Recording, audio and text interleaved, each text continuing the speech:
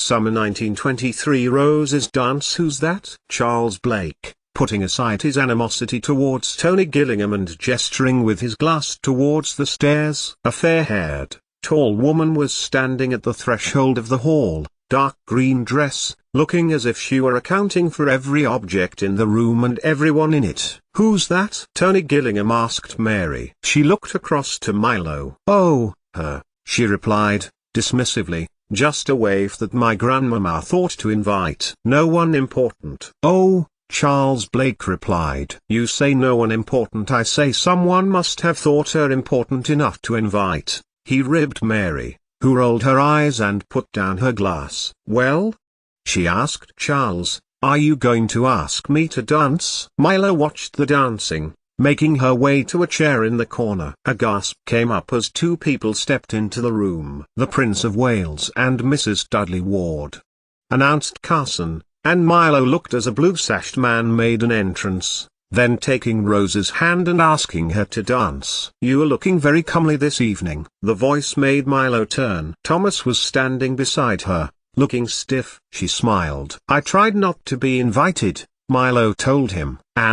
But Thomas put a hand on her arm. She wanted you here, Mrs. Levinson, he told her. It's perfectly all right to be wanted, Milo. She glanced at the dancing, as couples paired off. She didn't want to dance. The last time she had, it was the servants' ball, at Downton, and Thomas had danced with her. But he had obligations to dance with the family, and had left her. Milo had wandered out of the hall, and Tom Branson had asked her to dance, taught her to dance. He had not violated her then, he had taught her a few steps to dance with Thomas. And Alfred Nugent had asked her to dance, and Jimmy had, too, following her out. Milo hadn't wanted to. And she didn't want to now. How long did she have to be here for, anyway? I was just thinking how this is like a dinner at the Cavendish, Milo told him. Although we do more talking, and have a sing-song, instead of dance. I rather think I prefer that. Then stay a few more moments,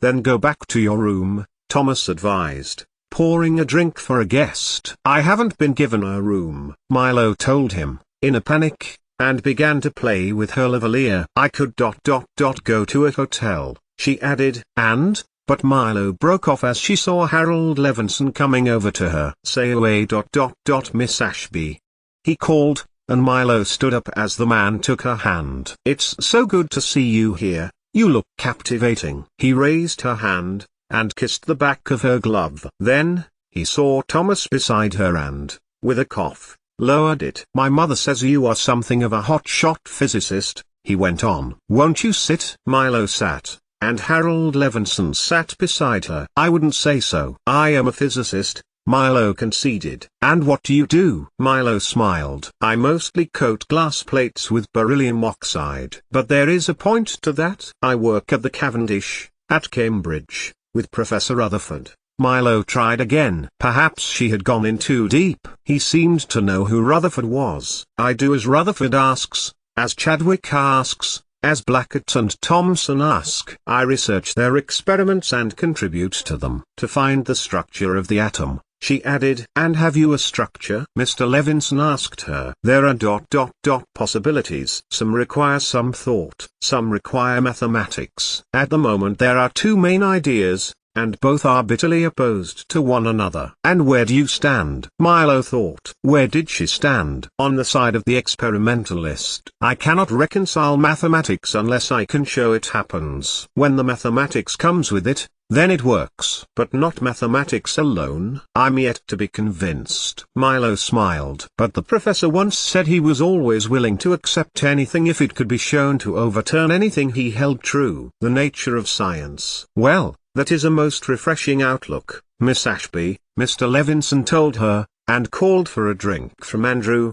who had changed places with Thomas. Though mathematics at that level doesn't mean much to the average Joe in town, he added. Unfortunately, I can see a practical purpose of the splitting of an atom only too well, Milo told him darkly, before taking a sip of cocktail gin. No more. Milo didn't like to drink, because she didn't like being drunk. Beside Mr. Levinson, Milo had noticed that Tom Branson was coming closer and she turned her shoulder. Harold Levinson shifted, 2. I have warned Blackett, Milo added. He's your supervisor? Harold Levinson asked her. No, Chadwick, both of them, and Rutherford. Not even Thompson, Milo sighed. None of them want to admit that it could be used for weapons. But what if an enemy discovered it first? What enemy? Milo glanced away. What enemy indeed? But there were communists in Russia, and all over Europe now. Their ideas were in stark contrast to British ideas. Any two enemies? Maybe Russia? People who would not stand back from using a bomb of some sort? Milo shook her head. Scientists all over the world collaborate and share ideas,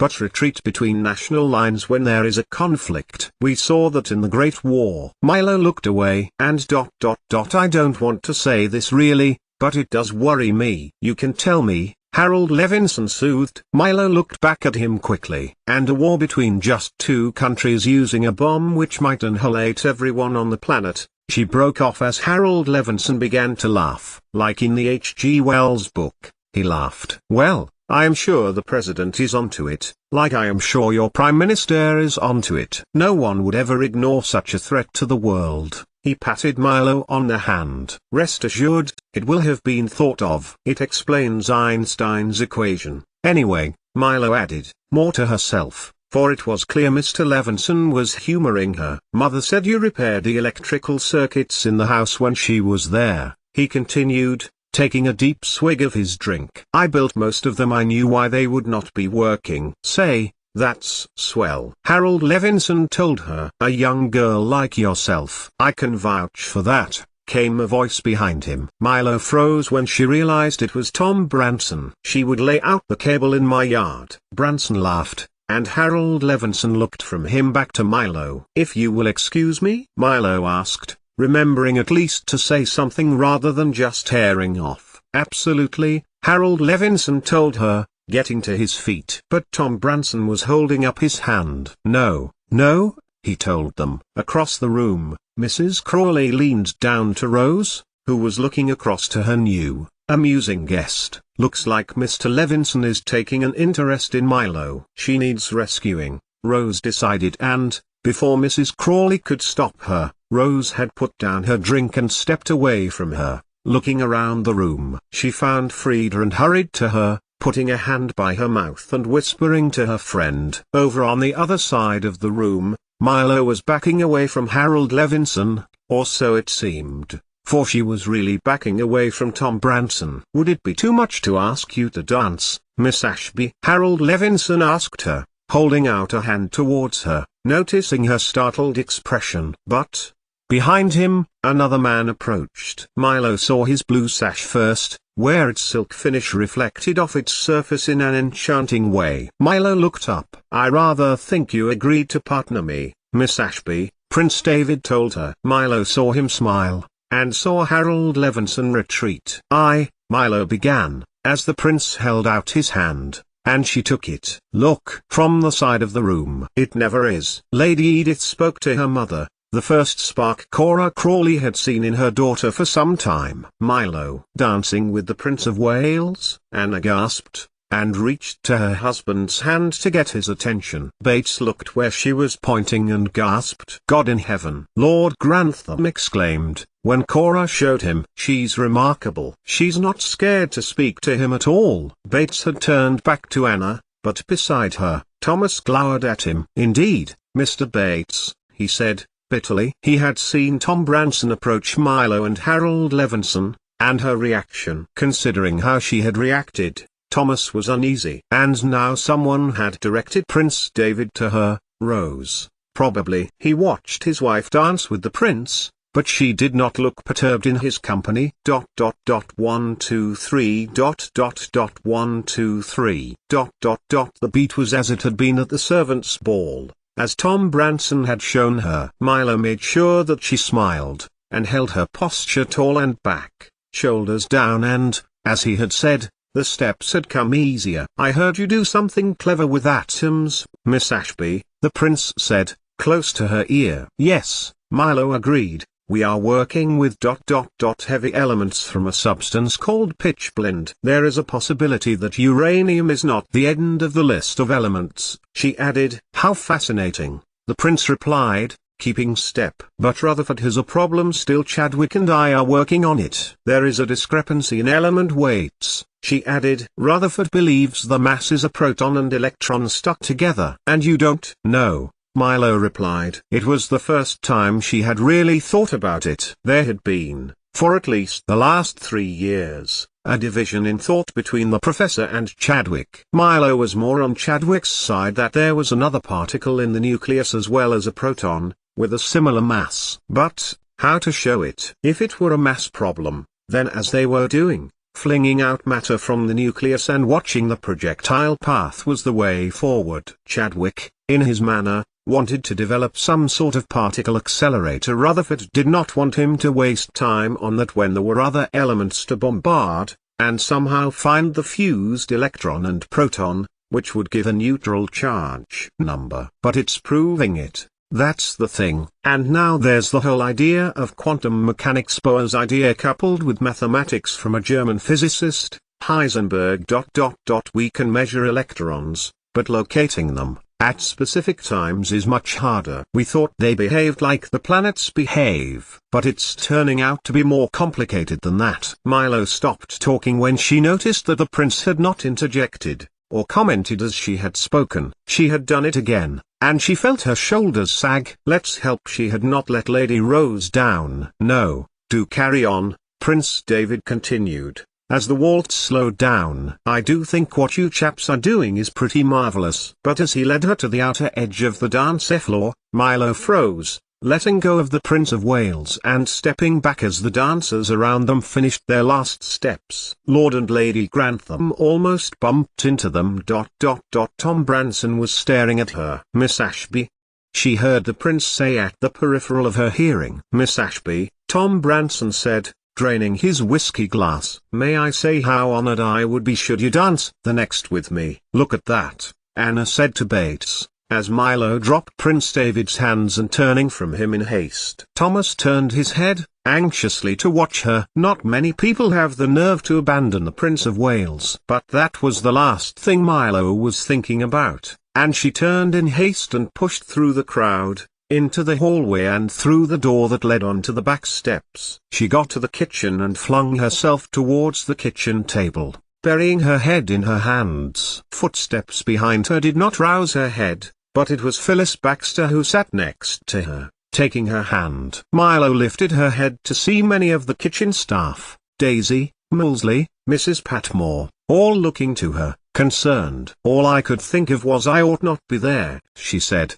quietly, then lowered her head again. Heavy footsteps came down the passageway, however, and the voice of Carson thundered, Miss Ashby. But when he saw her face, Charles Carson moved to the other side of her and said, more softly, there, I think you did very well, under the circumstances. What was it like? Daisy asked her, to dance with the prince. It was nice, Milo admitted. She had danced before, at the Cavendish dinners. Though it was as formal, her colleagues were not, and when they danced she and whichever of them had chosen to take her hand would merely talk about work. Dancing, Milo knew, was meant to be some sort of alluring thing, but to her, it was just a change of scenery in which to further discussion about whatever they were working on at the time. Even Rutherford, who had danced with her at Christmas, was speaking about which other elements might yield hydrogen, as nitrogen had done under alpha particles. Leave her be,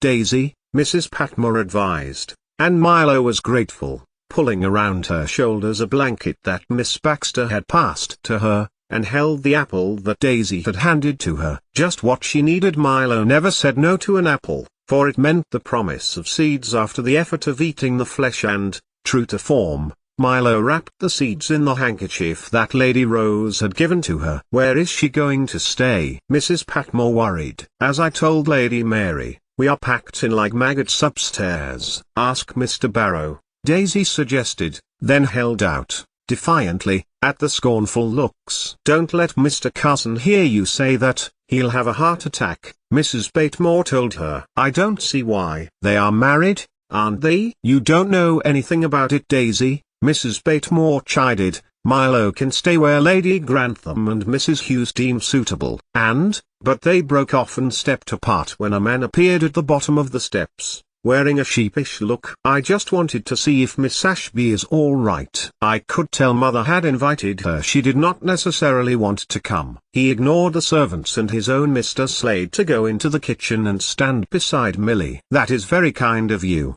Milo replied, smiling. I was enjoying talking to you, Mr. Levinson, she added. Say away, perhaps you would call in, Miss Ashby, should you ever be in the States. I would very much like to see you again. Daisy turned to Mrs. Patmore, open-mouthed, to see that the cook was similarly dumbfounded. But the awkwardness didn't last long, for another person was coming along the passageway, and she was looking across to her brother, smiling indulgently to Milo. Harold dear, we are grateful for your concern towards Miss Ashby, she told him, and that was enough of a hint from his sister to say goodbye to Milo, in his loud, warm voice. But he was in no hurry to leave. Mrs. Barrow, said Mrs. Hughes, pointedly, her ladyship has said that you should share with Lady Edith and Lady Mary tonight. I will show you where. That's right, Cora Crawley told her, and glanced to her brother. On hearing Milo being addressed as Mrs. his face fell, and Lady Grantham moved towards him, in a gesture to get him to leave the kitchen. She has an admirer there, Mrs. Hughes whispered to Mrs. Patmore, as she stood beside the cook, and they both watched Mr. Levinson move slowly towards the stairs. Both women stepped towards one another, blocking the view as Cora Crawley returned to Milo. May I show you? She asked Milo, when she hadn't got up. I can sleep in a hotel, your ladyship. There was one Thomas and I passed. Nonsense. You are our guest, Lady Grantham insisted, and she took Milo up the servants' steps and to the second floor, where she found her two daughters making their own preparations for sleep. This is very irregular, Mother, Lady Mary told her, scowling at Milo. She can hardly stay with the servants, Cora Crawley replied. She could stay with Barrow, Mary told her mother. It's not like she won't be perfectly safe with him. Yes, I could sleep with Mr. Barrow, Milo agreed, oblivious to her wording and Mary Crawley's face. I am happy for her to stay here, Mother, Edith told Cora Crawley, automatically disagreeing with her sister, and Milo sensed then that there was likely to be trouble. Countess, Milo remembered, I thank you for your mother inviting me, and I trust that my presence was socially acceptable. It was, Miss Ashby, Cora Crawley told her. And you are most welcome, truly. My brother, Mr. Levinson remarked only the other day about the link to our family home and the scientific work you do. Rutherford is well known, as is Madame Curie in the States. Oh yes, dear Mrs. Curie. Milo remembered her coming to the Cavendish, with other radioactive elements for Rutherford, that even now she and Chadwick were refining them, little and delicate, hair as thin as dandelion seed, as if waiting for the spring breeze to blow the strands clean away. She had handed Milo tubs and vials which she labeled as the woman snapped their names at her. Mrs. Curie's hand had been cold when it brushed the back of Milo's skin with her fingers, like ice, even though it had been a warm summer's day. You know her, Madame Curie? Cora Crawley asked, half amazed. Yes, Milo told her. We talked about my work when she came to the Cavendish last year. Oh my, Cora Crawley told her, and looked amazed. Milo wondered why. She was a person, after all, as Rutherford was a person. They were just working. Anyway, you should stay here, Lady Grantham told her, and in the morning the servants are going to Brighton, for some time at the seaside. Would you like to go with them? I would. But I need to be back in Cambridge evening, Milo told her. I think there's a direct train. I am sure that can be arranged, she told Milo, then turned to her daughters. Mary, Edith, make Miss Ashby welcome. And then she turned to look where they were looking. A keen and eager face was looking in at them at the door frame. I have space she could sleep in with me, Lady Rose told them, to the relief of her cousins. Then that's settled, said Mary Crawley, and she nodded to her mother as Milo left. She heard the door close firmly behind her. I hope you don't mind I played a little trick on you there, Rose told Milo, when they crossed the landing and had gone into a room decorated in pale green wallpaper. A second bed was by the window, and Milo looked at it, and smiled. She hadn't wanted to go to a hotel. But, if she were honest, she hadn't really wanted to stay the night here, either. She had only come to talk to Thomas. Trick. By pretending I wasn't myself, it was all right, Milo told her, the memory buried under so many others, and she glanced to the door, hoping it was lockable from the inside, for the memory of Tom Branson lurching towards her when she had been dancing with the prince was an unknown one. She sat down on what she supposed was her bed for the night. "Do you really do all those things I heard you tell the prince?" Rose asked, as she sat next to Milo on the bed. "Yes," Milo told her. "After Ern died, it's all I wanted to do. It would have been all I wanted to do even if he hadn't, you know." "Can I tell you a secret?" Rose asked her, leaning close to Milo. "Only, you must promise not to tell." "I promise," Milo told her, and made herself think that she would keep the promise, too. It was not as if she were malicious, but sometimes, she forgot that things were meant to be secret, like Miss O'Brien taking food from the store cupboard when she was younger, or Lady Sybil sneaking down and into the yard after dark. Both had told her they must keep the secret. It had been good of Thomas, really, to allow her to tell him, freeing up her mind for other things. "Can I say I will try?" Milo asked. "I don't mean to be, but I am not very good with secrets. I forget." And she was treated to one of Lady Rose's broad, happy smiles. "Lady Edith liked your brother, Ernest," she told Milo, behind her hand, even though they were the only two there. "Lots of people liked Ern," Milo told her. "Everyone at Manchester, Rutherford, Hartree, Blackett, Chadwick. Everyone at Downton, including the family, and the staff. Especially Thomas." Rose rolled her eyes, grinning, and nudged Milo in the arm. "You know what I mean," she exclaimed. Liked. "No," Milo shook her head. "I don't really know." "Your clothes are over there," Rose told her, as she got up and slipped off her overdress. "No maid," Milo thought, not like Milo's dress needed, and she wondered whether she would need to sleep in it. But Rose had spotted that, and she crossed the floor, in her underdress, and began to unbutton Milo's buttons, easing it off her shoulders. Milo went to her own skirt and shirt, and got them on easily,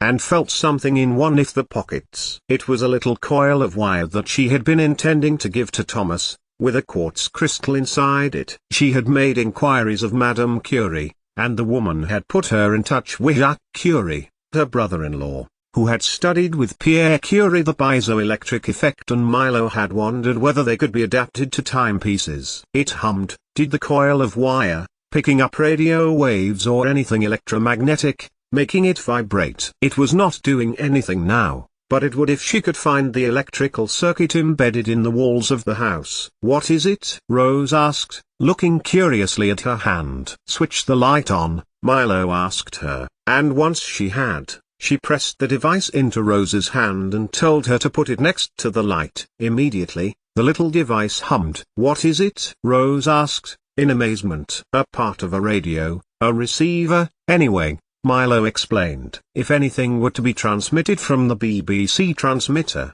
this could receive it." "But we couldn't hear the radio?" Rose asked. Milo shook her head. "We need a speaker for that," she told her. Rose dipped her head towards the little receiver again and grinned as it buzzed again. "Oh, you are amazing," Rose told her. "Aunt Cora said so. She said you had fitted a lot of the electrical circuits at Downton." "Yes," agreed Milo, "but I don't see I'm amazing. It's just wires and junctions and switches and things. Like you with clothes and saying the right things, I suppose." "Practice." Milo watched as the young lady switched on the light again. "It would work better outside. There are more electromagnetic waves outside," Milo told her. "Come on then," exclaimed Rose, slipping on a nightgown and stepping out of the door. Milo glanced behind her, shaking her borrowed shoes off and finding her own boots, scampering after Rose, who seemed to know where she was going. They got to the back stairs, where lavish richness changed to stark utilitarianism,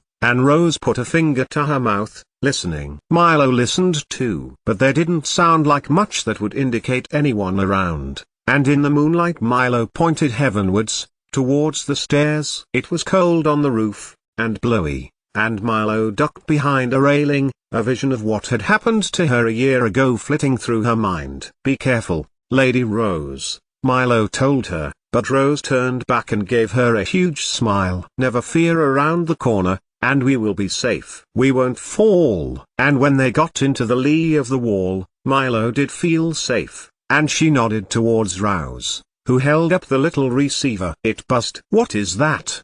she asked Milo. "The street lights." "The stars, Lady Rose," Milo told her. "It's caused by what is coming from up the ...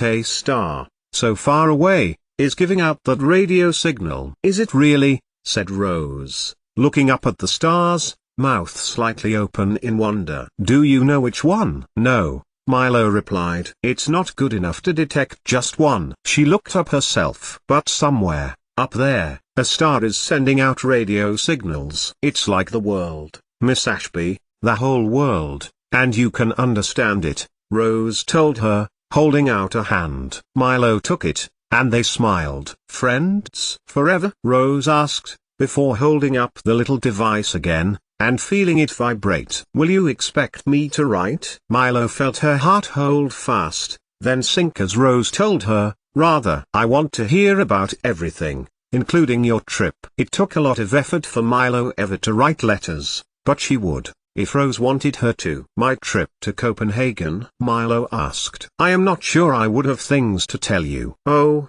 tell me about the people, the clothes, the nightlife, the scenery," Rose enthused. Milo nodded. "All right," she told her. "I'll try to give you a letter you will find interesting." But Rose's face had fallen. "No," she told Milo, "you must tell me things you did, not try and guess what I'd like. Tell me about your day, and where you live, everything," she declared, then held up the receiver again, and Milo smiled too. It was incredible. But how long it might take for someone, even herself, to manufacture a receiver to interpret radio waves from outer space. "I think Mr. Levinson liked you," Rose said, at length. "I liked him, he was an interesting person," Milo told her. "He has invited me to stay with them if I am ever in America." She glanced away. "You can keep that, if you like," Milo added. "I have another." She did, and would explain to Thomas in the morning. "I don't know if I will go," Milo added. "Why not?" "Thomas doesn't want me to." Milo looked at the device. He hadn't said so, but she dreaded the frown that would come. But she was safe with Chadwick and Friss. It would be like it would be at the Cavendish. "What has that got to do with it?" "He's only a servant." Rose gave her an incredulous look, as a night breeze caught he fly away strands of her hair. "He and I are married, Lady Rose," Milo told her. But she was looking at her, open-mouthed. "Married to Mr. Barrow?" "Yes," Milo agreed. "Oh wow, that's thrilling," Rose told her. "Wait until I tell Cousin Mary and—" But Milo shook her head. "They already know." And she didn't know what was thrilling. "We don't spend a lot of time together. He works for Lord Grantham. I work at the Cavendish." "But ... you're married ... You must know what I mean," Rose replied, the play suddenly out of her voice. She seemed hurt, but Milo did not get the connection at all. "I'm married," she told Rose. "I love Thomas, yes." "But, do you mean—" "Oh," Milo threw her arms down beside her. "I think I know what you mean." "Sort of, intending for there to be some sort of marriage where children might be involved." Rose looked at her for a second. "Aren't there children going to be involved in your marriage?" Rose asked her. Milo shook her head. "Then why be married?" Milo smiled at her, and nodded. The question was inevitable. "You don't know? Neither of your cousins told you, Lady Grantham?" Rose shook her head. Milo turned to face her a little more, and dipped her head. "I wanted to go to university. I needed to go. And my father's money wasn't mine when he died because I wasn't 21. So while a guardian was being sought to handle my finances and decisions, Thomas offered to marry me." "Oh, golly!" Rose exclaimed. "That must be exciting." "Sometimes," Milo told her. "When I think that it would have been BR," and she stopped, In time, a creeping of coldness slid into her stomach and she looked away. Anyway, Milo continued, finding some happier thoughts. I get to work with the most amazing things. Only last week, I managed to get the beryllium chloride half as thick as it usually is. It means we can detect the rays from the disintegration of radium and uranium much easier. And when Peggy Thompson turned up with rocks he had found in Cornwall, and they proved to have detectable alpha and beta radiation, then, but Rose was shaking her head. I meant ... together, when you are together, Rose told her. Just you and ... Thomas. She hid her face in her hands. I can't believe I'm asking you. Then she peeped round them. But, you are my age. I'm such adult. I don't know anything. When we are together, Milo thought, and smiled at their intimacy. Yes, it's good. It feels good, she told Rose. And that's all you will say? Rose teased. Yes, Milo agreed. For anything else was between them. He often put an arm out, and she lay in it. They talked about Ernest, and about the Cavendish, and Thomas would chat his usual gossipy chat, and she would muse about something that was on her mind. No one else could understand that it made Milo feel safe and happy. They sat in the sheltered part of the roof a little longer, with Rose delighted with her toy and holding it up to the sky every now and then, and Milo pointing out constellations, and answering Lady Rose's innumerate questions, about why the stars were different colors, and why did the sun look bigger in the sunset than it did overhead, and why rainbows were made, and why were clouds sometimes white and fluffy, and sometimes thin and smoothed out, and why sunrises were red. And it was because there was a red sunrise on the horizon that Rose was alerted to the time, and she and Milo crept back down, and down the stairs and through the door onto their level of the bedrooms, Rose giggling every so often as they took each corner by stealth, Milo smiling at Rose's giggles. But they pulled up sharply when they saw a figure at the door, who turned out to be Anna Bates. "There you are," she told them, with an admonishing tone. "Where have you been?" "I was worried sick,"